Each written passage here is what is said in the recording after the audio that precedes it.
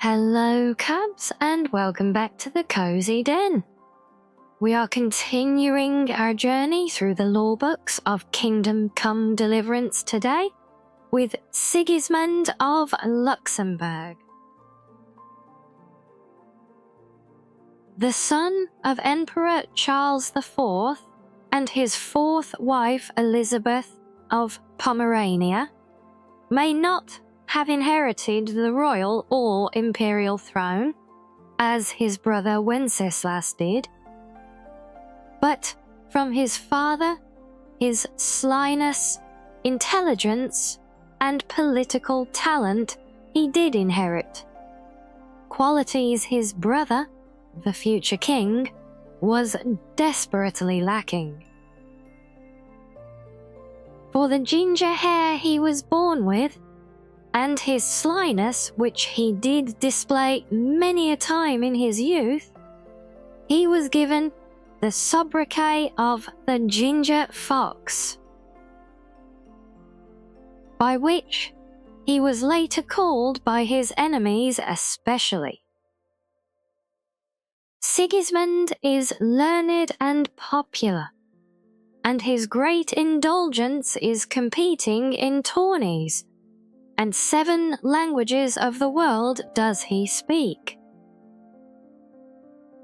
Since 1387, he has been the King of Hungary, who was at the time engaged to be married to the Duke of Orleans. And thus, many of evil tongue do say that he took her by force and unjustly. However, it may have been, though, he successfully defended his right to rule Hungary. Later, seeing his brother Wenceslas's inability to rule, he did collude with Jobst of Moravia and did commence to plot against Wenceslas, who ended up in his captivity with the great support of the Czech nobleman, who would rather see Sigismund sit upon the throne than an inept ruler who devotes his time to and efforts more to drinking and hunting than to performing his royal duties.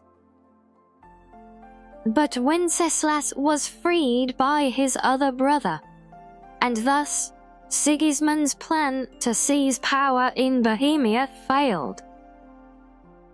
In the year 1396, Sigismund planned a crusade and took up arms against the Ottoman Turks.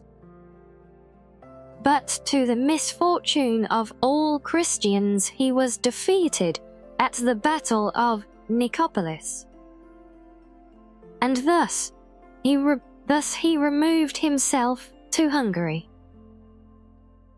Later, when his brother Wenceslas's rule in Bohemia deteriorated to the point where his own nobility rose up against him, he called upon his brother for assistance. And he did truly set off to Bohemia with a powerful Hungarian army. But being knowledgeable of the local situation, instead of helping his brother, he occupied his castles and towns and has his brother imprisoned, taking the crown for himself and finally bringing order to the land. Many do say he is a traitor, while others do praise his deeds. In all respects, however, he is indeed a much better ruler. Well, there you go, cubs. I hope you've enjoyed this one.